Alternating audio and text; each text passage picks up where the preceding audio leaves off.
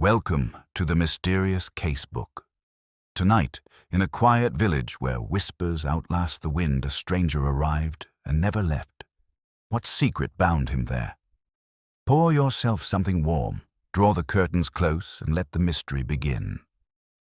The afternoon sunlight dappled through the lime trees along the high street, where bunting sagged gently between the lamp posts and the air smelled faintly of sponge cake and varnish.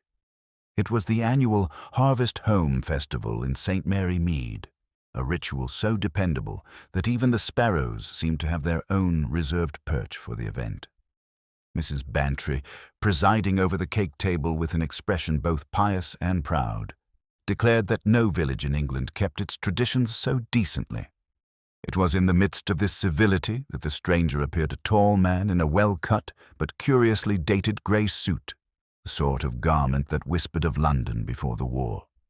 He moved through the stalls with a polite detachment, as though he were a visitor to some private exhibition. His accent, when he spoke, carried the faintest trace of something foreign, not in language, but in rhythm, as if he had learned English manners from a book. Miss Marple noticed him, of course. She was arranging the dahlias for the Best in Bloom competition, her fingers nimble despite the tremor of age, and her eyes as mild as the blue sky above. Yet behind that gentleness was a precision that saw everything, the stranger's careful glances, the way he lingered near the church stall without buying anything, and the peculiar fact that his shoes were clean in a place where everyone else's were dusted with the day's earth. The vicar, good Mr. Clement, greeted him heartily as vicars must. "You've chosen a fine day for our little fete," he said. The man smiled with correct warmth and introduced himself as Mr. Conway. He was, he explained, staying for a few weeks at the Blue Boar Inn for rest. Rest from what? He did not say. By tea time, Mr. Conway had attracted precisely the degree of curiosity appropriate for St. Mary Mead. Mrs. Price Ridley thought him quite distinguished, though a touch melancholy. Colonel Melchett remarked that he had the look of a man who'd seen rather too much of something or someone, and Miss Hartnell, who prided herself on noticing the moral fibre of strangers, declared she'd never trust a man who took his tea without sugar. When dusk came and the bunting was taken down, Mr. Conway was seen last by the church gate, lighting a cigarette. The smoke curled upward like a ghost in the fading gold of evening. Then he vanished from notice for the moment.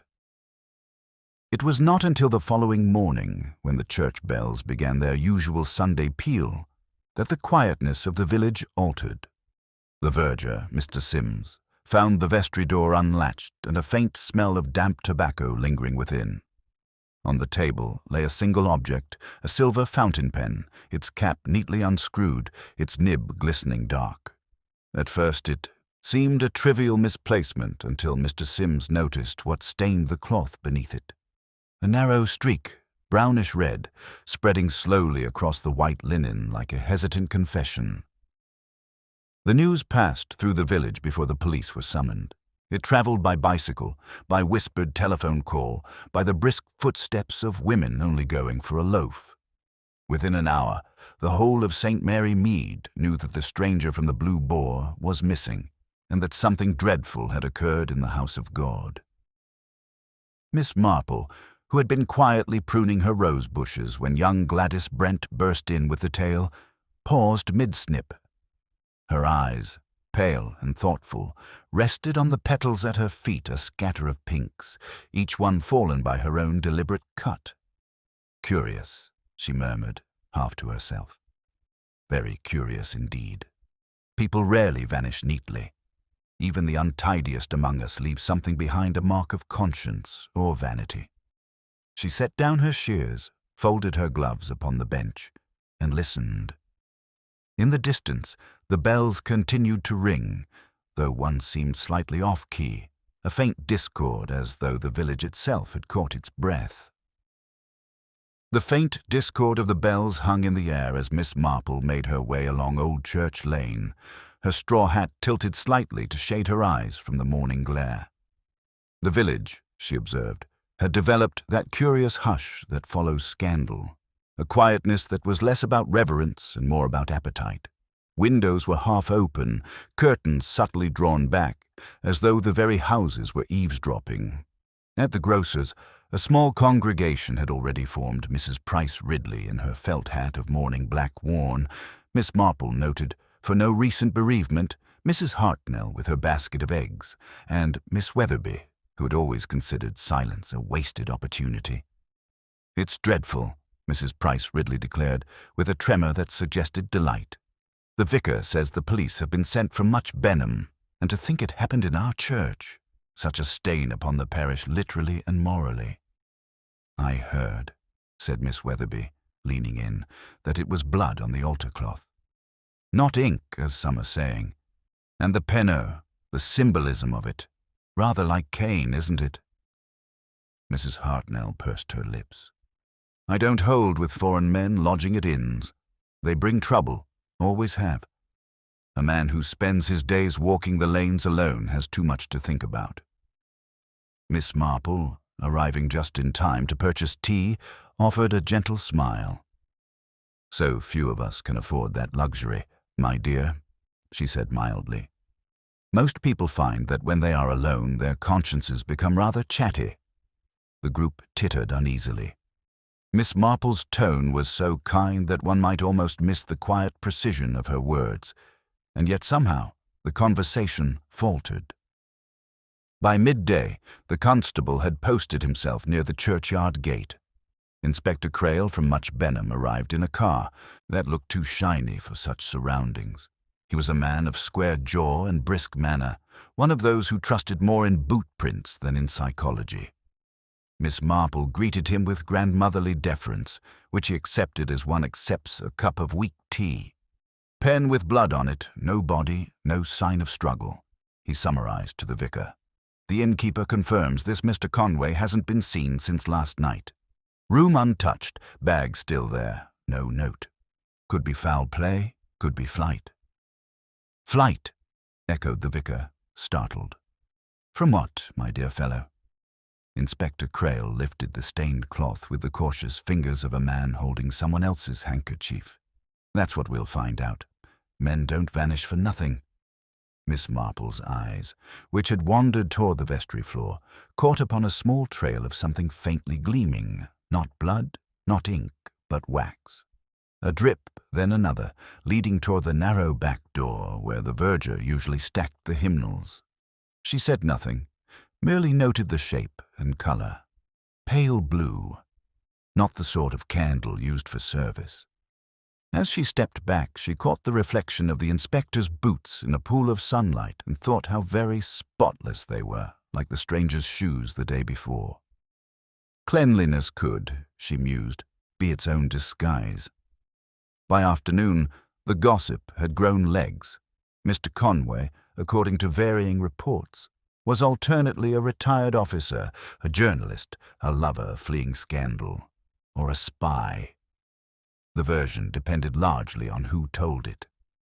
At the Blue Boar, Mrs. Finch, the landlady, had arranged his room as though expecting his return, yet her tone, when she spoke to Miss Marple, held that particular relish only found in those who secretly hope for the worst. "Quiet man, ma'am," she said, folding her apron. Didn't say much, but was ever so polite. Paid in advance, too, for a fortnight. Always had a book with him, not a prayer book foreign, with odd letters. "I'll fetch it if you like." She did, and Miss Marple examined the spine without opening it. The cover was plain, but the edges showed signs of having been thumbed in agitation rather than leisure. Books, she reflected, reveal their readers in the way a garden reveals its gardener. "Did he have visitors?" she asked lightly. "Only once. Friday evening, after supper. A well-dressed lady, older than she wished to appear. I didn't see her face clearly, but she wore gloves, even though it was warm." Miss Marple inclined her head thoughtfully.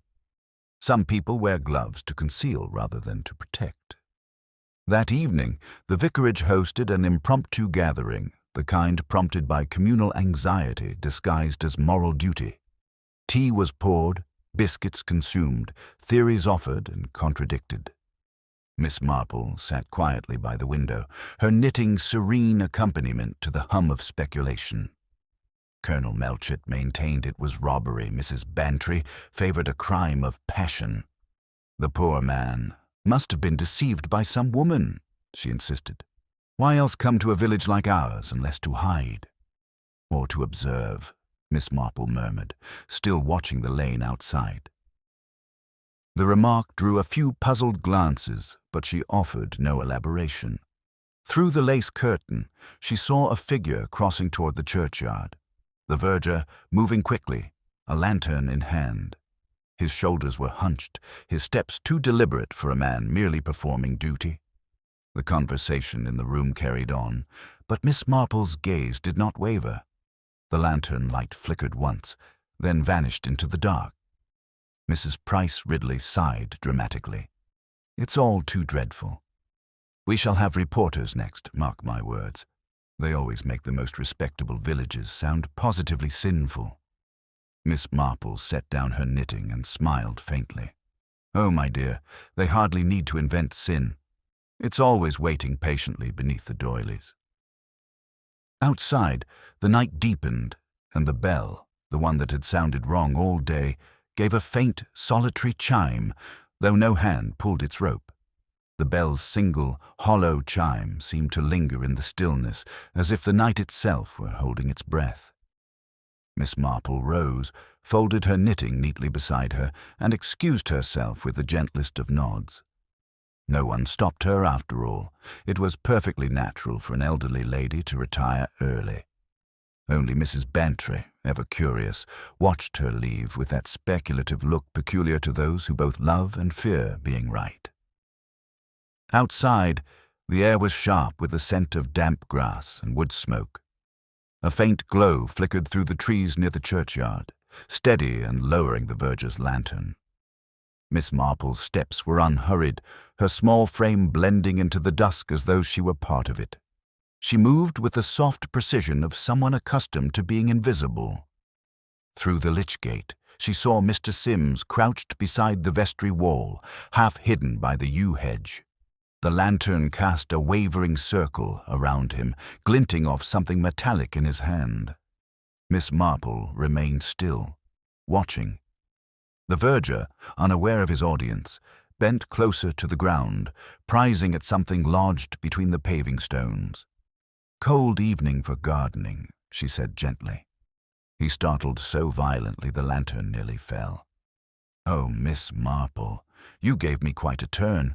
I was just checking the gutter runoff. Water seeps in through the wall sometimes, you see." Her eyes drifted to the object now concealed hastily in his coat pocket. How very diligent, and so late too. The church must be grateful for such devotion.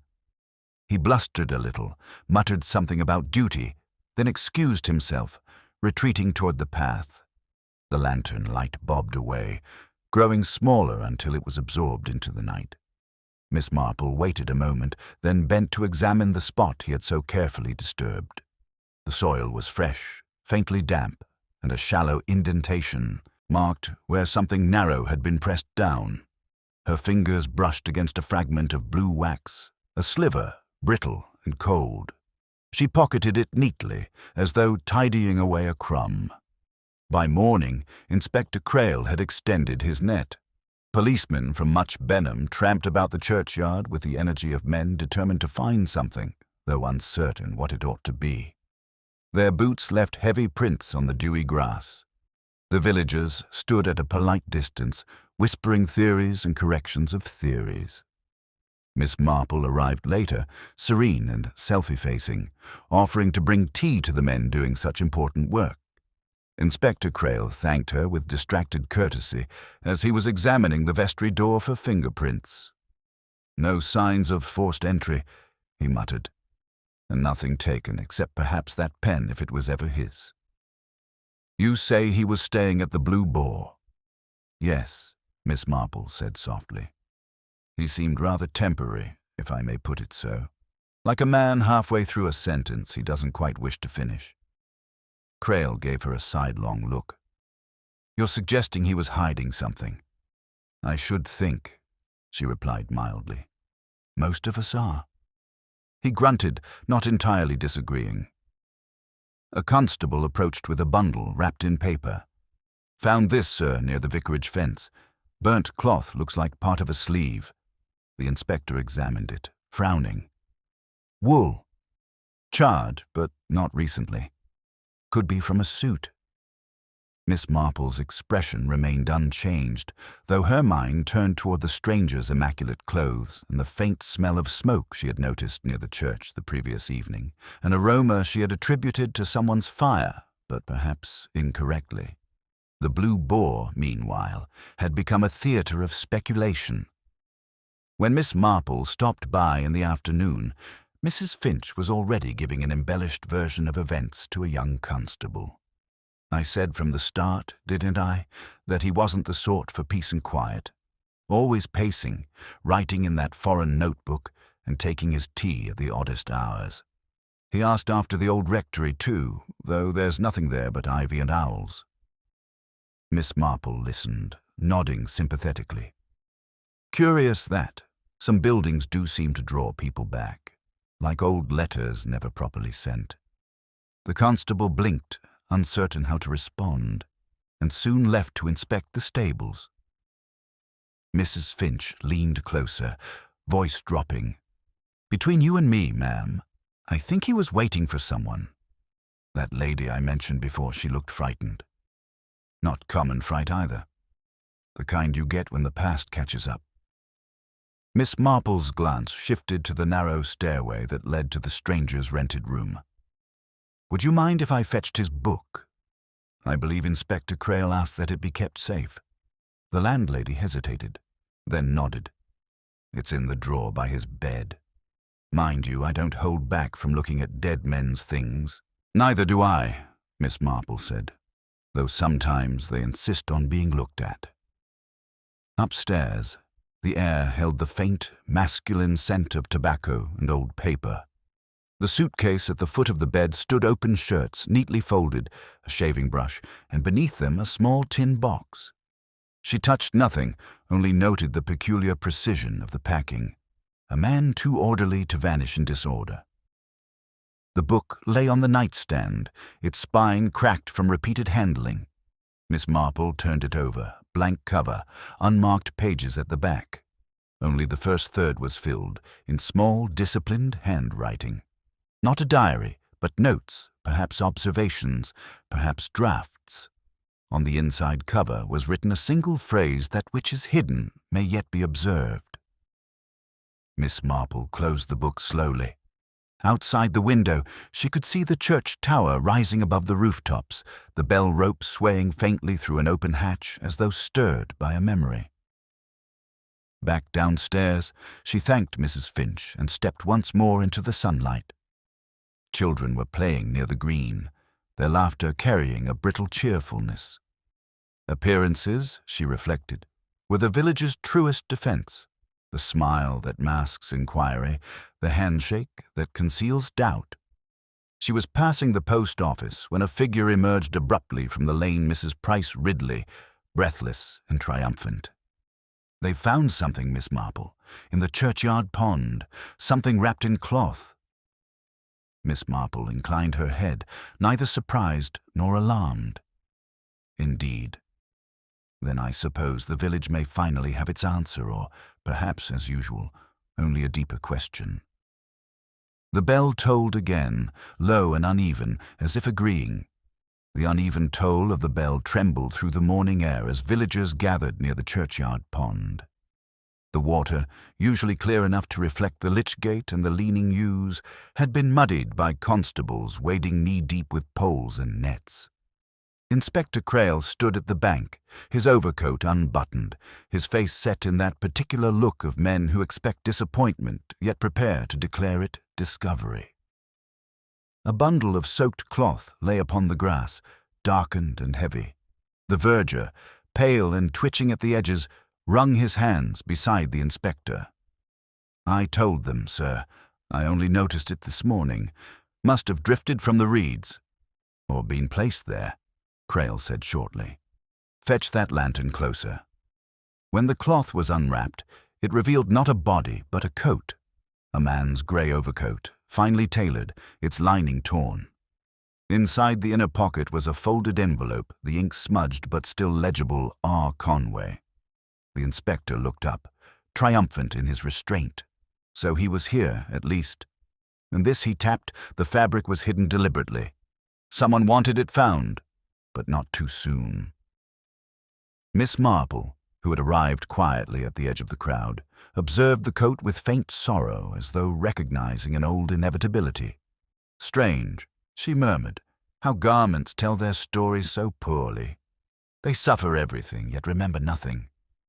Crail, mistaking her tone for sentiment, gave a perfunctory nod. You've seen no one about the church lately, Miss Marple. No strangers, apart from the man himself. She considered this delicately. No strangers, Inspector, only those who wish to appear as such. He frowned, not quite following. But before he could press her, a shout rose from the path. Mrs. Finch from the Blue Boar, waving her apron like a distress signal. Inspector, you'd best come at once, it's that verger. The vicar found something in his cupboard. All eyes turned to poor Mr. Sims, who seemed suddenly smaller, his lantern hand trembling. What cupboard? He stammered. I've no idea what she means. But Crail was already striding toward the vestry. Miss Marple followed at a decorous distance, her mind turning not on guilt or innocence, but on the peculiar economy of secrets, how one truth often pays for another. Inside the vestry, the air was close and still.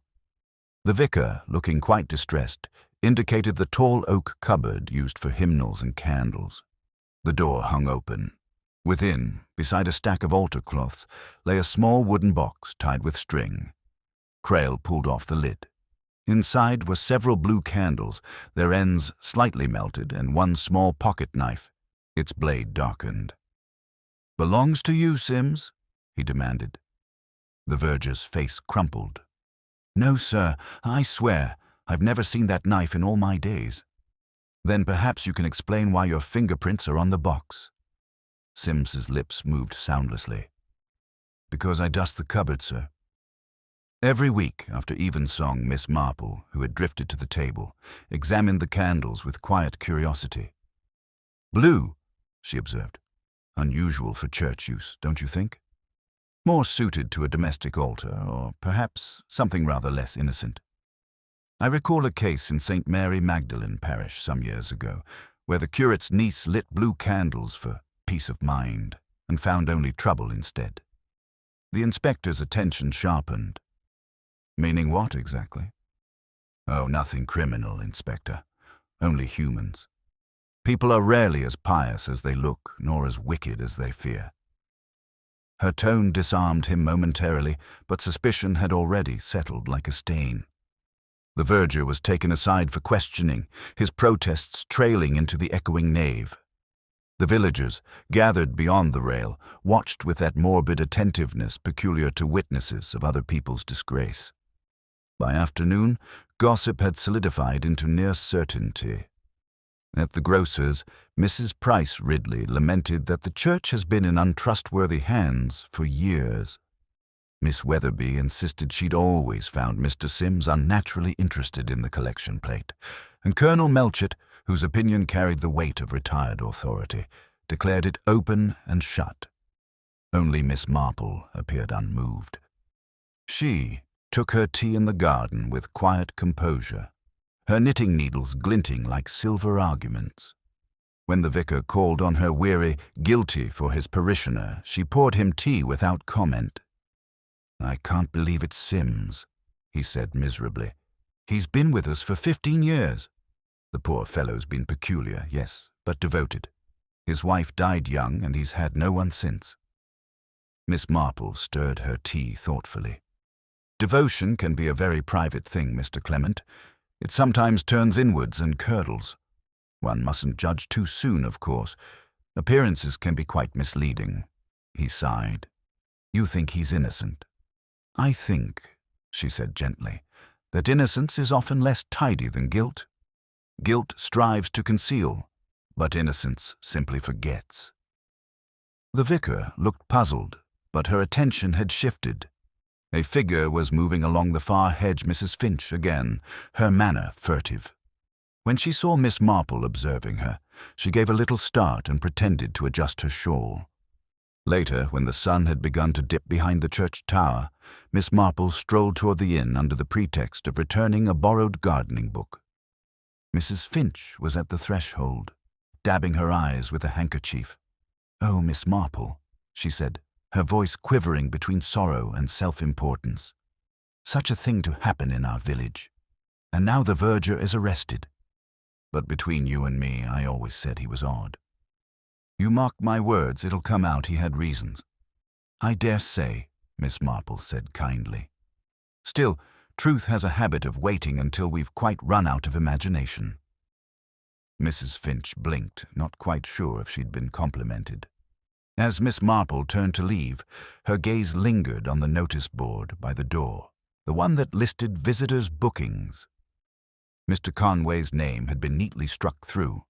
Beneath it, written faintly in the same hand, was a new entry, reserved Lady E. The chalk line beneath the initial looked smudged, as though someone had tried to erase it and thought better of the attempt. She stood very still, the evening light fading around her, a small smile flickering like the last glint on a needle. The faint smile lingered only a moment before Miss Marple stepped closer to the notice board, tracing the chalky initials with her gloved finger. The line beneath Lady E seemed deliberate, not careless, a hesitation recorded in mineral dust. Someone had meant to hide the name, not erase it. The chalk left a faint smear on her fingertip, which she brushed absently onto her handkerchief. Inside the Blue Boar, the lamps were being lit, the room smelled of polish and beer, and the air carried the low murmur of speculation. A group of locals, leaning conspiratorially toward one another, fell silent as Miss Marple entered. Politeness reasserted itself quickly. No one wished to seem curious in her presence, though each would later claim to have known what she was about. Mrs. Finch emerged from behind the bar, her eyes rimmed pink. "Oh, Miss Marple, it's been such a day. The police came again, asking about that gentleman's trunk. I told them it's still upstairs, locked tight. I daren't open it." "How prudent," Miss Marple said mildly. "Locks are such moral things, they protect both conscience and temptation." Mrs. Finch gave a nervous laugh, not quite understanding. "You've such a way of putting things. But they said they'll be back in the morning to fetch it." "I imagine they will," Miss Marple replied. Her tone was kindly, yet her gaze drifted toward the staircase. The ticking of the inn's clock marked a rhythm slightly too fast, as though echoing the villagers' collective unease. Upstairs, the door to Mr. Conway's room remained ajar. The faint scent of tobacco still lingered, a ghost of presence. Miss Marple paused at the threshold, listening. Somewhere below, a cup clinked against a saucer, followed by a murmured, "Poor soul." She entered quietly, glancing at the trunk by the window. The metal latch gleamed, recently touched. From her reticule, she withdrew a small crochet hook, a habit from years of mending gloves. It slipped easily under the latch. A moment's pressure, and the lock gave a soft sigh. Inside, the contents were as orderly as before: folded clothes, notebooks, an empty wallet, and, tucked beneath the lining, a packet of letters bound with blue ribbon. Miss Marple's breath caught ever so slightly, not from shock, but from recognition. Blue again. A color recurring, like the refrain of a tune only she seemed to hear. She did not read the letters, that was not her way, but she noted the postmarks, one from Paris, another from Edinburgh, and the most recent from London, dated 3 days before Mr. Conway's arrival. All bore the same initial on the corner of the envelope, an elegant looping E. Rewrapping them carefully, she closed the trunk and descended the stairs, meeting no one. Outside, the evening was deep and cool, the lamps along the green already glowing. From the churchyard drifted the faint sound of spades striking earth, the constables still searching. The sound reminded her of another evening long ago in the West Country, where a missing suitor had been sought in the same manner, and found rather differently than expected. At the vicarage gate, she met Inspector Crail. His expression was drawn, his hat askew. "Evening, Miss Marple. We found nothing more. The verger holds to his story, though it's threadbare. Still, it fits well enough for now." "Threadbare things often do," she said gently. "They stretch to cover what we wish to believe." Crail rubbed his chin. "You think he's innocent?" "I think he's afraid, and not necessarily of the gallows." Her eyes lingered on his. Fear tells more truth than words, if one listens to it correctly. He gave a short laugh. "You've a curious way of seeing the world, madam." "Oh, not so curious, Inspector. Just old." She walked on, her step steady. Behind her, Crail returned to his men, issuing brisk orders that sounded confident but were not. At home, Miss Marple lit a single lamp and set the sliver of blue wax she had found beside it.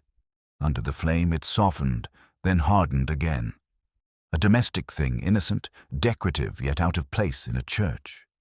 She thought of the verger's trembling hands, of Mrs. Finch's evasions, and of the unseen Lady E, whose reservation waited at the inn as if she, too, were expected to return to a scene she had fled.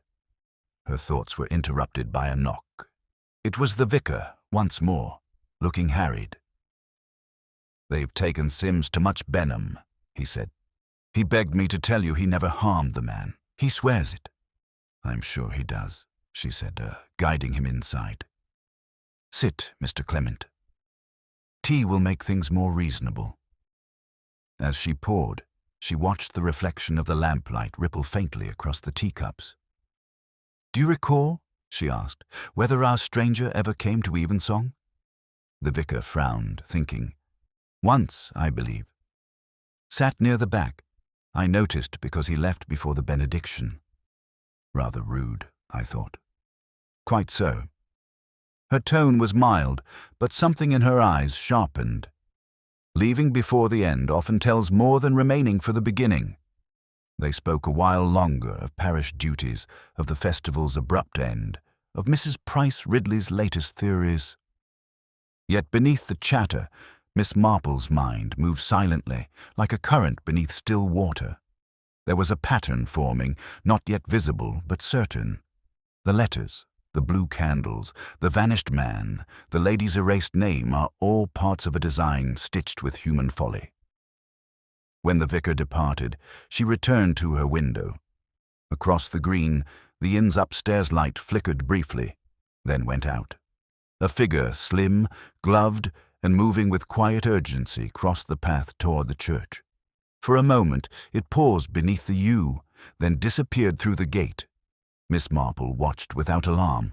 Her hand rested lightly on the arm of her chair, and a single phrase passed her lips, half spoken, half thought. It's never the noise that betrays them, it's the silence that comes after. The night pressed close around the village, quiet but listening. Miss Marple's lamp burned low, casting her reflection into the darkened glass. Beyond it, the churchyard lay under the sheen of moonlight, silvering every headstone and blade of grass.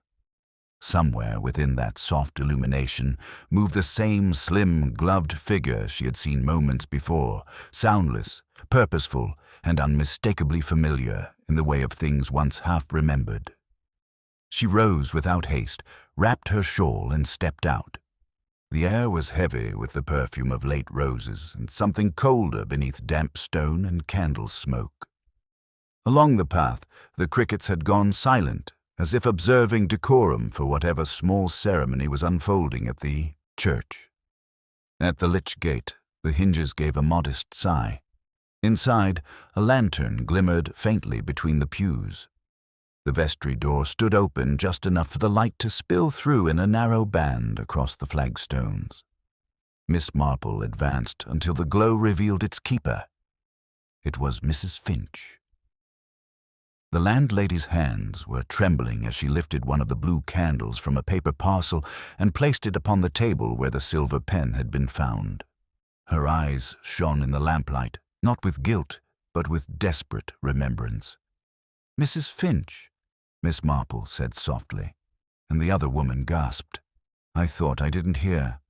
Oh, Miss Marple, you frightened me half to death. I'm sorry, my dear. I fancied I might find you here. It's not often people return to the scene of their unease unless something stronger than fear draws them." The candle wavered between them. Mrs. Finch tried to speak, then sat abruptly on the nearest pew. "I only wanted to set things right. I shouldn't have hidden it, but I was afraid. They've arrested poor Sims, and he couldn't have hid what, precisely?" Her eyes darted toward the table. "The letter. The one he left behind. I found it the morning after, tucked under the cushion in his chair upstairs. I told myself it meant nothing, but the handwriting wasn't his. It was hers." Miss Marple took a step closer. "The lady who came that Friday evening?" Mrs. Finch nodded miserably. She signed only E. It said she'd meet him at the church, and that she was leaving something for him there, a promise kept. "Oh, Miss Marple, I didn't know it would come to this. I burned it, thinking to protect them both." The older woman regarded her with quiet compassion. Such kind impulses often have unintended consequences. "What was it you feared would be known?" Mrs. Finch swallowed. That she'd been here at all. She wasn't respectable. Not in the way people mean. He'd looked after her once, years ago when she was ill in some clinic abroad. But she wanted to see him again, she said, to make peace. I thought it was an old sin to come visiting. Miss Marple's gaze drifted toward the candle. Blue for peace, perhaps, or for absolution, yet forgiveness is rarely such a tidy business. A sound outside footsteps, brisk and heavy, interrupted them. The door swung wider as Inspector Crail entered, lantern in hand. His eyes went first to the candle, then to Mrs. Finch. "So this is where you've come. I might have guessed." She stood at once, pale but defiant. "I've done nothing wrong." "Perhaps," he said, "but the knife we found had wax traces on it. Blue wax. Care to explain?"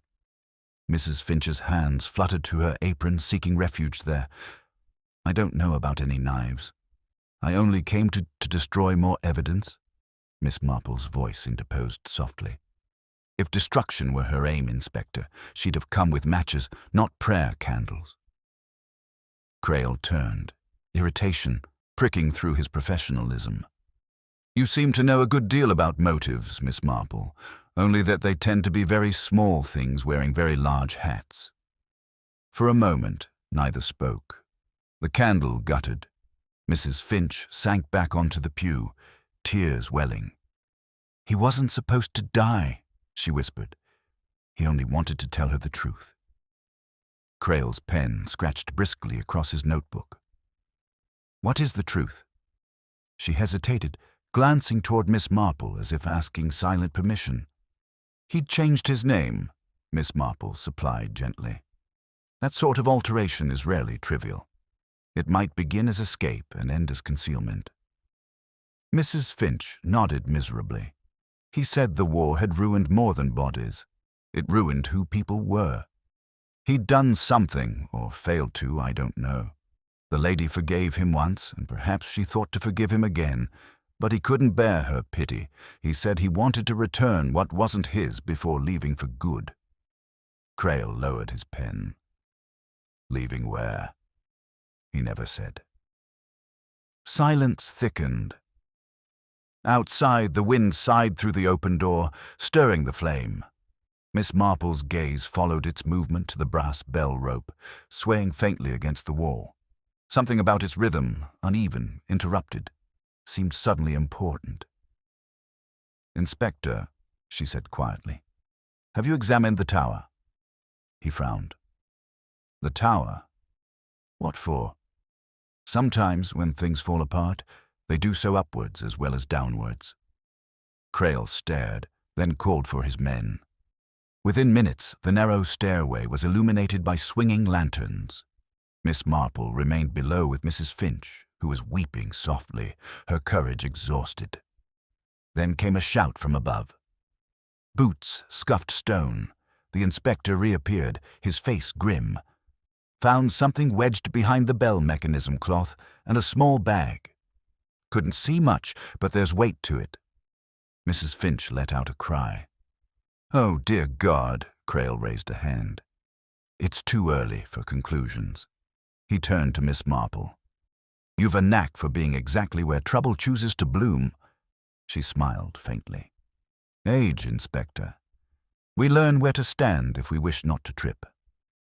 The bell above gave a single, accidental chime as they left, the sound echoing strangely through the nave, half lament, half confession. Miss Marple lingered a moment beneath it, her expression unreadable. There was a pattern now. She thought not yet whole, but taking shape.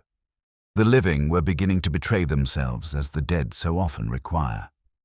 The bell's echo faded into the rafters as Inspector Crail descended from the tower, his boots echoing hollowly on the flagstones.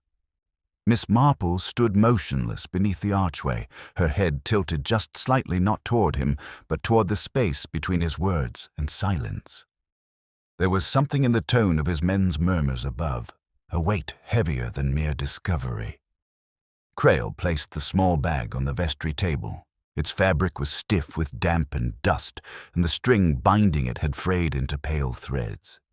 When he untied it, the faint scent of earth and candle wax rose together, like some parody of a funeral rite. Inside lay a handful of coins, a tarnished locket, and most chillingly a photograph curled at the edges.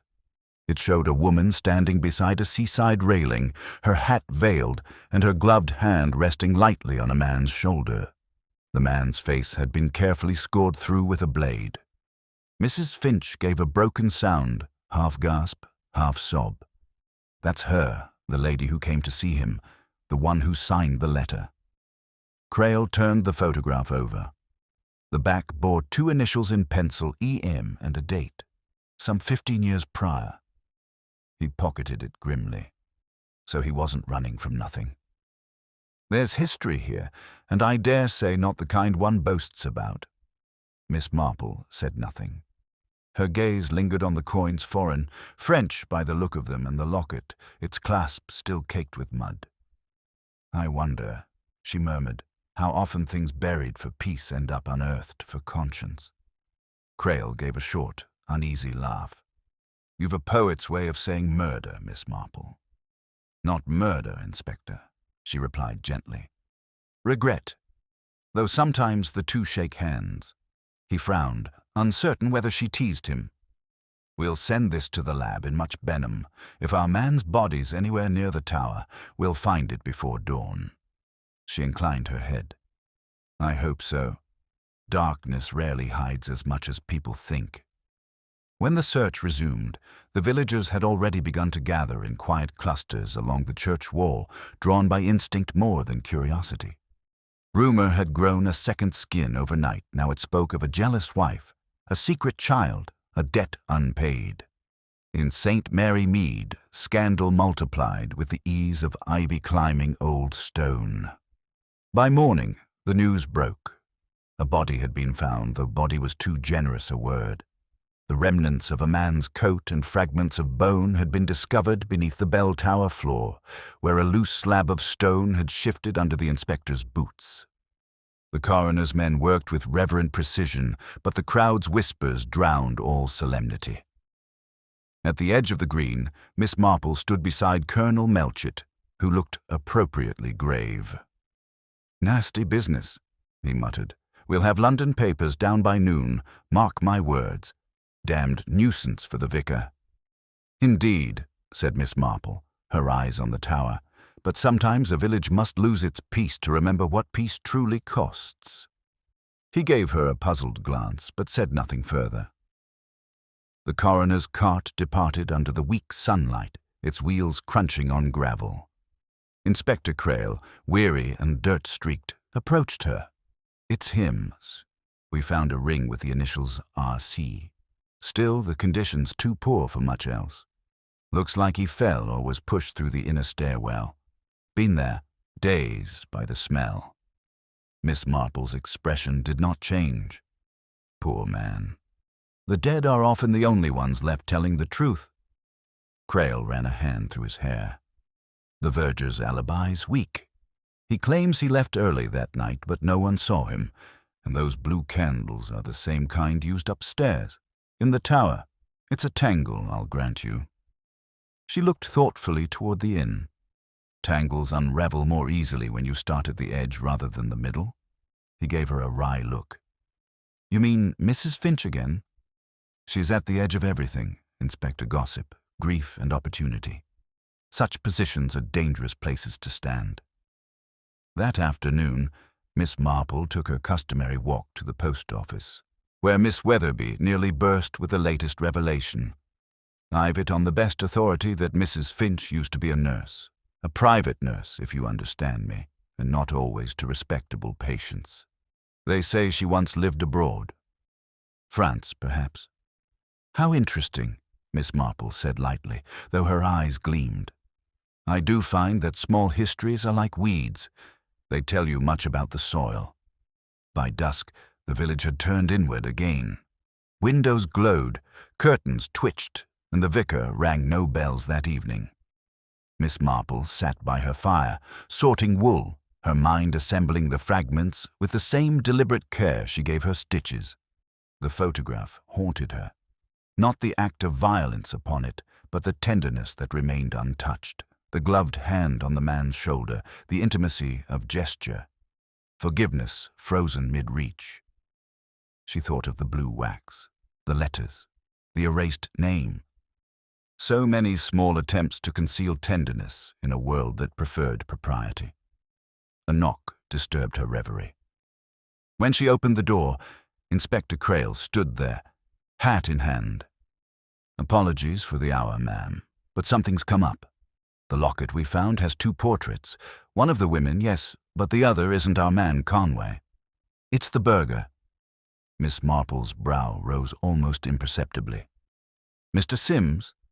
How very domestic of fate." "Domestic," he echoed, startled. "Oh, yes. Secrets in villages are never grand, Inspector. They're only the same old sins: love, jealousy, self-preservation dressed in Sunday clothes." He looked unsettled. "You think she killed him for that? For the woman?" "I think," she said softly, "we must be careful not to mistake shame for motive. It's a far quieter thing and infinitely more dangerous." Crail left soon after, muttering about evidence. When the door closed, Miss Marple returned to her seat.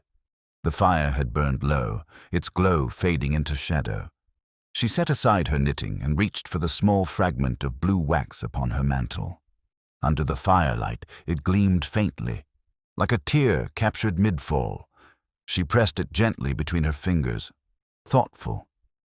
Somewhere in the distance, the church clock struck 9, though one chime faltered. Midway, the sound of something slipping, as though time itself hesitated on a secret.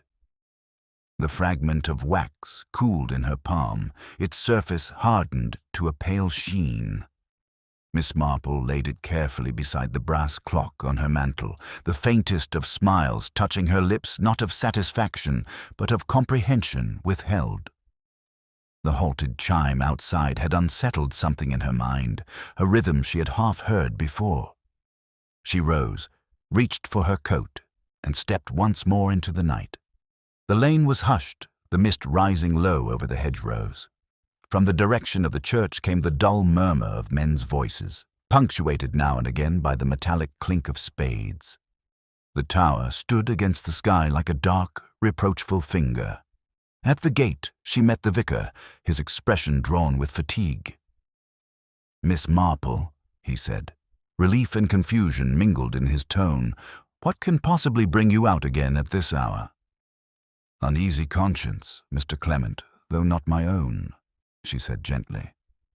"I think the village has spoken enough for today. but truth is rarely born of noise. It prefers quiet. He looked bewildered, but she merely touched his arm and moved past him. Inside, the church smelled faintly of rain-soaked stone and candle grease. The constables had left only a solitary lamp glowed beside the altar, throwing long shadows across the pews. Miss Marple walked to the vestry. On the table lay the photograph, now sealed in an envelope, and beside it the tarnished locket. She studied both without touching them. 2 faces, 2 lives, one secret long folded over itself. A marriage of guilt and pity, perhaps, or of memory and misdirection. She heard footsteps behind her, measured, cautious. "Miss Marple?" Inspector Crale's voice, softer now than she had ever heard it. "You really oughtn't to wander in here. My men have finished for the night." "Oh, I'm quite safe, Inspector. Churches are less dangerous than their parishioners." Her eyes glinted toward the lamp. "But I wondered, has anyone looked to see whether that bell rope has been recently replaced?" He frowned. "The rope? I fail to see humor me," she said mildly. He pulled the cord toward him, examining its end where the braid met the wooden grip. New splice, by the look of it. Fresh hemp, perhaps replaced a fortnight ago. "And yet," she murmured, "our verger told me he last inspected it at Easter. How diligent of someone else to improve it so soon. Tell me, Inspector, have you ever noticed how easily a strong rope can lift the weight of a man, even one wishing not to be found?" Crale stared at her. "You mean he?" "I mean only that death is rarely as simple as its appearance," she replied, "and that perhaps the one who found it simplest wished it to appear otherwise." He turned the idea over, like a coin between his fingers. "Then the vergers still innocent?" "Innocence and guilt," she said quietly, "are rather like those candles. The same wax melts for both." Her eyes drifted to the chancel rail, where a small smear of blue marked the brass as if from an unsteady hand. It gleamed faintly in the lamplight, another whisper in the pattern she had begun to trace. The inspector exhaled. "You always talk in riddles, Miss Marple. I suppose I'll find out what you mean soon enough." She inclined her head. "Yes, Inspector. But for now, might I borrow the key to the Blue Boar? Mrs. Finch will sleep soundly if someone checks her register for her." He hesitated, then surrendered it with a sigh. "You'll be the death of my schedule, madam." "Not of your reputation, I hope," she said pleasantly, tucking the key away. The inn was silent but for the ticking clock behind the bar. The register still lay open beneath the notice board. Miss Marple drew the lamplight closer and studied the smudged entry once more. "Reserved, Lady E." The chalk mark had been rubbed away almost entirely now, but faint traces of pressure remained a heavier line beneath the initial, as though someone had written with shaking hands. She flipped through the guest book. The handwriting on the first entry, R. Conway, was bold, disciplined. Yet another entry, dated 2 days earlier, caught her attention with a different hand, slanted and neat. Mrs. Finch, on behalf of E. Montrose. The surname tugged a delicate thread in her memory. A newspaper clipping long ago about a wartime nurse tried for theft but acquitted when her patient, an officer named Conway, withdrew his accusation. Evelyn Montrose. A scandal swiftly buried under the more dramatic rubble of war. Miss Marple closed the book. The world was full of unfinished stories that pretended to end. A faint creak from the stairs broke her thought. She looked up. A figure stood at the landing's edge, motionless in shadow. "Mrs. Finch?" she called softly. The figure descended slowly, not Mrs. Finch, but the vicar, his face pale in the lamplight. "Forgive me, Miss Marple. I saw your light as I passed and thought, well, I thought you might need company." Her tone remained serene. "The shepherd keeping watch over errant sheep." "Very commendable." He smiled thinly. "Something like that." He stepped closer, his gaze fixed on the guest book. The inspector asked if I'd ever heard of Lady E. I hadn't, of course. But you've a way of noticing things the rest of us overlook. Sometimes only what's been tidied too carefully, she said. Tell me, Mr. Clement, when did Mrs. Finch begins attending evensong again? He hesitated. Last month, I think. After a long absence. Ah, perhaps a guilty conscience does find comfort in liturgy. He frowned. You think she's hiding something? Oh, everyone is, Mr. Clement. The real question is what they've mistaken for safety. The clock behind the bar chimed midnight, a single, solemn note. Miss Marple replaced the book on the shelf and turned toward the door. The vicar lingered a moment longer, then followed her out. At the threshold, she paused, her hand on the latch. You know, she said quietly, for a man of peace, you seem remarkably calm about death so close to your altar. He stiffened. Death visits us all, Miss Marple. Yes, she said, eyes on his, but it seldom lingers without invitation. She stepped into the cool night, leaving him framed in the lamplight, his expression unreadable. Across the green, the bell tower loomed pale against the mist. The blue wax in her pocket had softened with the warmth of her hand. It left a faint trace on her glove, a mark she noticed only after she locked the inn door behind her. She smiled slightly at the stain, as though at confirmation of something she had long suspected, but only now allowed herself to name. The faint trace of blue on her glove glimmered under the lantern's glow as Miss Marple crossed the green. Each step sounded delicately against the gravel, a rhythm of thought rather than haste. The village slept behind curtained windows, but its silence was not the easy stillness of peace. It was the kind that listens for the next sound. She reached her cottage, closed the door softly, and set her gloves by the lamp. The wax stain caught the light once more, a small imperfection, but telling. Such traces, she reflected, were like guilty consciences. They clung where they were least expected. She fetched her sewing scissors and snipped the marked thread from the glove's edge, placing the scrap beside the fragment on her mantle. Two pieces of the same hue are two halves of a pattern. Outside, a wind was rising, rattling the ivy on her window pane. The village bell struck one. Miss Marple sat at her table, pen poised over a small sheet of writing paper. She did not write, but considered it. Certain facts no longer fitted their places. Others had been trimmed too neatly to trust. The next morning dawned sharp and clear, the kind of deceptive brightness that makes tragedy appear almost picturesque. The churchyard was cordoned off, and constables moved briskly about. Inspector Crail, looking 10 years older, was conferring with the coroner when Miss Marple arrived. I see the tower is still very much the center of things, she said cheerfully. Crail sighed.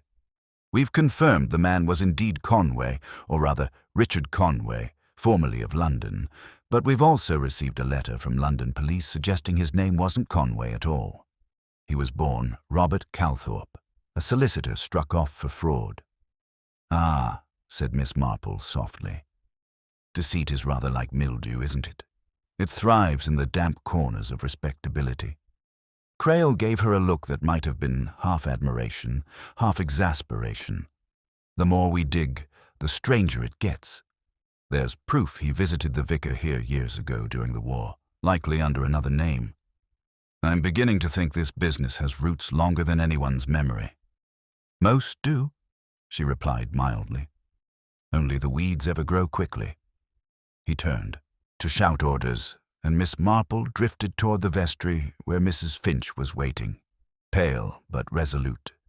The poor woman's eyes were shadowed, her hands clasped tightly around a small handkerchief. I told them everything, she said as Miss Marple entered. About the letter, about her. But it doesn't help. They still look at me as if I'd put the knife there myself. People do love their villains tidy, my dear. It saves them the trouble of looking inward. Mrs. Finch gave a watery smile. You don't believe I did it? I believe, said Miss Marple, that you did precisely what frightened people always do, the wrong thing for the right reason. The woman's eyes filled. I only wanted to protect her. The Lady Evelyn wasn't wicked, only desperate. She wrote that she'd kept something for him, something that proved his innocence once, but she wanted it destroyed before her death. He came here to fetch it, and instead, said Miss Marple, he fetched his own end. Mrs. Finch nodded miserably. She died last week, it was in the paper. I think he found out too late. Miss Marple touched her arm gently. The dead have a habit of summoning us back to unfinished business. It's rarely gratitude thereafter, only closure.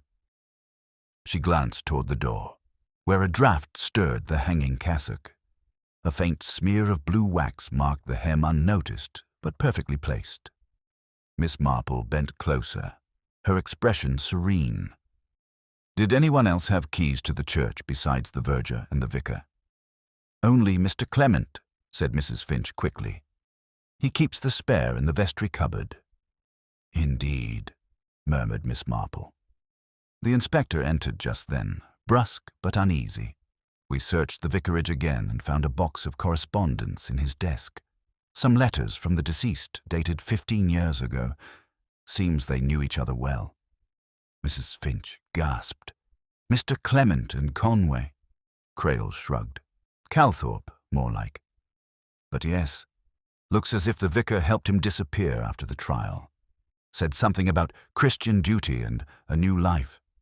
Miss Marple's eyes drifted toward the altar, where the morning light was filtering through the stained glass. The colors fell across the floor like fragments of truth beautiful, fractured and incomplete. A new life, she repeated quietly. How very like a man of God to mistake concealment for compassion. The inspector shot her a sharp glance. You think he's involved? I think, she said, he believes himself innocent, which is often the most dangerous condition of all. Later, when the crowd had thinned, Miss Marple walked alone through the churchyard. The graves lay still beneath their mossy stones, only the yews whispered. She paused by the pond, its surface rippling faintly in the wind. A constable had left his lantern on the bank. She stooped to pick it up and saw, half buried in the mud, the broken half of a rosary. The thread was frayed, its beads dull with damp. She held it delicately.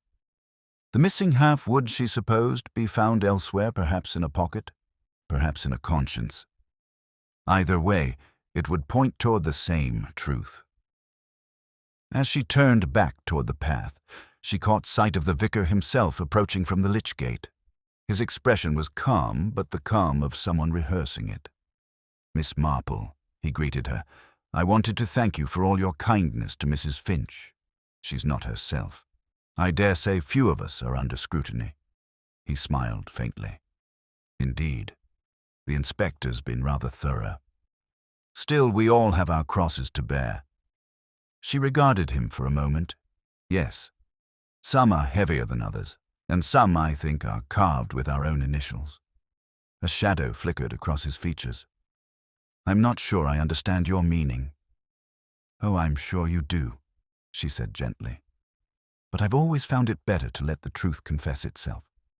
It saves the embarrassment of being asked directly. He hesitated, then inclined his head. You've a remarkable insight into human frailty, Miss Marple. Almost divine. Not divine, Mr. Clement, merely domestic. Sin behaves much the same at a tea table as at a confessional. Her tone was soft, but the words lingered between them like smoke. The vicar excused himself, retreating toward the rectory. Miss Marple watched him go, the rosary clasped lightly in her hand. The wind lifted the hem of her coat as the bells struck again, their uneven notes still jarring as though the tower itself labored under a secret too heavy to carry. She looked up at it, her eyes thoughtful, her expression unreadable. The church bell's uneven chime drifted across the green as Miss Marple remained beneath the yews, the broken rosary looped loosely in her fingers. The sound carries that peculiar melancholy of English evenings, the hush that falls when the village senses its innocence slipping, yet pretends not to notice. She watched the vicar's retreating figure until it vanished past the rectory gate, its composure too careful to be at peace. The inspector was still near the tower, conferring with his men. Miss Marple walked over, the gravel crunching faintly underfoot. Crail looked up, fatigue and irritation etched into his face. "You've been busy again, Miss Marple. Found something else, have you?" "Only a fragment," she said mildly, holding out the rosary. It was half buried near the pond. "I imagine the rest will turn up eventually, though perhaps not where one expects." He turned it over in his palm. "Religious token. Could be anyone's." "Yes, but the thread is silk, not cotton. Old, but carefully knotted. The sort a clergyman might keep for sentimental reasons, I think." Crail blinked. "The vicar's." "You're suggesting I'm suggesting," Miss Marple interrupted gently, "that faith, like guilt, often frays in the same place." The inspector muttered something under his breath and pocketed the beads. "You'd make a confessor. Nervous, Miss Marple?" "Only the ones who deserve to be." She turned back toward the path, her eyes sweeping the church facade. Something in the pattern of the stone caught her attention in a small window near the bell tower, newly mended with mortar that hadn't yet weathered. She filed it away quietly, as she did everything. By late afternoon, the village had begun to recoil from its own curiosity. The chatter that had flourished for days now wilted into polite silence. Mrs. Price Ridley crossed to the grocer's without pausing to gossip. Even Mrs. Hartnell limited herself to a cautious "good morning." The crime had grown too intimate, too close to the pulpit. Miss Marple spent the hour before dusk arranging dahlias on her window-sill. It was a tranquil occupation outwardly. Her mind, however, moved with a precision that belied her placid manner. Pieces of the puzzle were no longer missing, merely waiting to be acknowledged. She heard the soft tread of shoes on her path before the knock came. When she opened the door, the vicar stood there again, hat in hand, face pale but composed. "I hope I'm not intruding," he said. "It's just I felt I owed you an explanation. You've been so patient through all this unpleasantness." "Patience," she said, ushering him in, "is only curiosity under discipline." He managed a thin smile. "Quiet. Well, it's true I knew Mr. Conway, or Calthorpe, rather. I helped him once, years ago when he was in disgrace. I thought he might find redemption here. I believed it my Christian duty to offer sanctuary." "A noble instinct," she murmured, pouring tea. "Though sanctuary, like charity, can be misapplied." He sat heavily, rubbing his temples. He promised he'd changed. Then that woman appeared, Evelyn Montrose. She wrote to him, begged to meet. He was terrified. Not of her, but of exposure. He thought if she came here, everything would unravel: my reputation, the parish's peace, his new identity. I told him to send her away. And did he? The vicar hesitated. He tried, but she insisted. They met here, in the vestry. I found them arguing. I left them alone. When I returned later, he was gone. I thought he'd fled as before. Miss Marple stirred her cup, her gaze fixed on the swirling surface. "You didn't notice the stain on the cloth, the missing pen, the broken rope?" His shoulders stiffened. "I noticed. I told myself it was nothing. The easiest lies, Miss Marple, are the ones that preserve appearances." The quiet stretched. The clock ticked. "You see," he said finally, "I buried him. Not in malice or pity. He'd fallen, struck his head. She'd gone, hysterical. I thought I could protect them both. I told myself it was mercy." Miss Marple's eyes softened. Mercy is often a convenient disguise for cowardice. He bowed his head. "Yes." For a long moment, only the faint ticking filled the room. Then Miss Marple rose, setting down her cup with delicate finality. "You will tell, Inspector Crail." He nodded slowly. "I think I must. It's time the dead were allowed their rest." She touched his sleeve lightly. and living their honesty. He left soon after, his figure receding down the lane in the amber light. Miss Marple watched from her doorway, her expression unreadable. She had known, of course, perhaps not the details, but the shape of them. Human frailty rarely surprises those who tend roses and secrets with equal patience.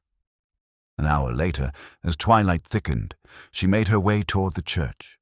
A strange stillness had fallen, even though the sparrows were silent.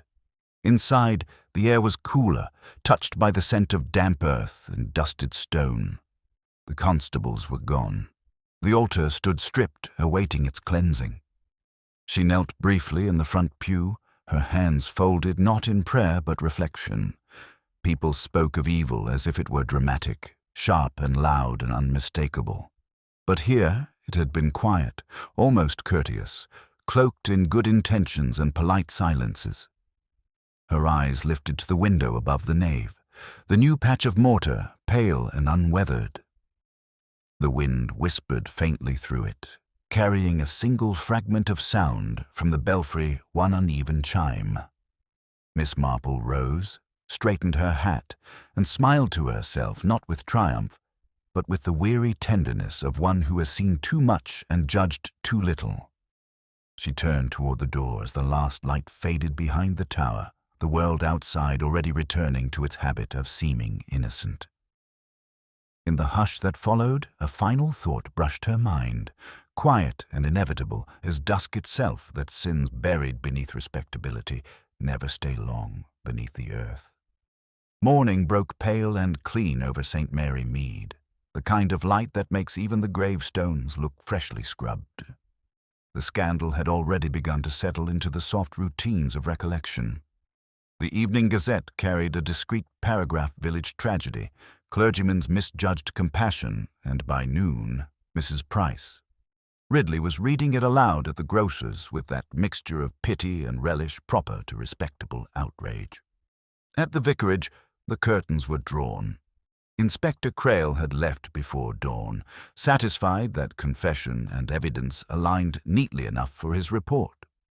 The law, Miss Marple reflected, was always happiest when things appeared tidy.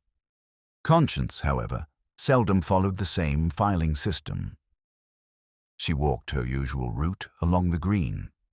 The Blue Boar had reopened its front room, and Mrs. Finch was busy polishing glasses that didn't need polishing. When she saw Miss Marple, she gave a small, tremulous curtsy. "They've let me be, thank heavens. Said I was only a witness. I'm leaving for my sisters in Bournemouth tomorrow and can't stay where every face remembers." "I understand," Miss Marple said kindly. "We all prefer our guilt to travel incognito." Mrs. Finch looked startled, then managed a wan smile. "You've such a way of putting things, ma'am." Miss Marple left her to the comfort of small tasks. At the post office, Miss Weatherby was discussing the sermon the curate would deliver in the vicar's absence. So tasteful, she assured everyone, to speak of redemption instead of deceit, quite in keeping with our village tone. Tone, Miss Marple thought as she posted a letter, was the village's most fervent religion. It forgave nearly anything, provided one used the correct phrasing. By afternoon, the sun had turned warm. Children played again by the churchyard wall, their laughter weaving through the air like nothing had ever happened. Miss Marple paused to watch them. It always comforted her, that obstinate renewal of innocence. Evil never lingered long where jam sandwiches and skipping ropes were concerned. It preferred parlors and prayer books. A discreet cough made her turn. Inspector Crail stood nearby, hat in hand. "I thought you'd gone back to Much Benham," she said. "Paperwork mostly, but I wanted to thank you, Miss Marple. You've been indispensable." She smiled faintly, a word often used when men mean inconvenient. He laughed softly. "Perhaps. Still, you saw what none of us did. The rope, the wax, the woman's letter, it all fit now." "Fits," she repeated. "Yes. But harmony and truth are not always the same melody. You might remember that, Inspector." He studied her face, uncertain. "You think he wasn't wholly guilty?"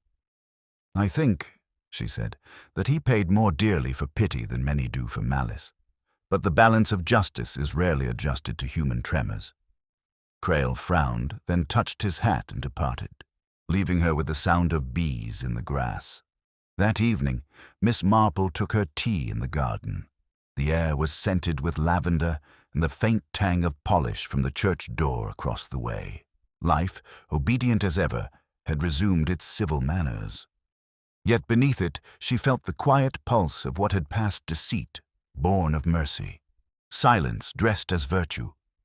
She reached into her work basket and drew out the small box where she had placed the 2 pieces of blue wax. They lay side by side, cooled into stillness. Not evidence now, merely reminders. She considered melting them together, letting them lose their distinct edges, but then decided against it. Separation, after all, was more honest. As the light faded, footsteps approached on the gravel. Mrs. Bantry, brisk and florid, appeared at the gate. "My dear Miss Marple, I simply had to call. The whole affair is so dreadful, yet so fascinating. I told Arthur it's exactly like something out of a book." Miss Marple poured her a cup with practiced grace. "Fiction is kinder, dear. Its corpses lie neatly and its motives resolve themselves in tidy paragraphs." Mrs. Bantry looked thoughtful. "Still, I suppose it's comforting to know the church can make mistakes like the rest of us." Miss Marple's eyes twinkled. "Oh, my dear, the church was founded on mistakes only redeemed by good intentions. They spoke of gardens and weather after that, as civil tongues do." When Mrs. Bantry left, dusk had deepened. The first star appeared above the tower, faint and tremulous. Miss Marple lingered by the window, gazing toward the church where a single lamp glowed behind the vestry glass. The curate had taken over duties for the coming Sunday. New hymns would be sung, new gossip whispered, and St. Mary Mead would breathe again in its rhythm of teas and trivialities. And yet, as the wind rustled the rose bushes, she thought of the vicar's final words, before he was taken away, that he had acted out of love. Love, she mused, was the most practiced liar of them all. It wore faces of forgiveness and sounded precisely like virtue until one listened too long. The mantel clock struck 9. She snuffed her lamp, leaving only the silver wash of moonlight across her table. The blue wax caught it and gleamed faintly, as if holding the last echo of the village's sin. Miss Marple sat quietly for a while, her hands folded, her eyes serene but far away. Somewhere a dog barked, then all was still. The peace that followed was neither pure nor complete, but it was, as ever, perfectly English.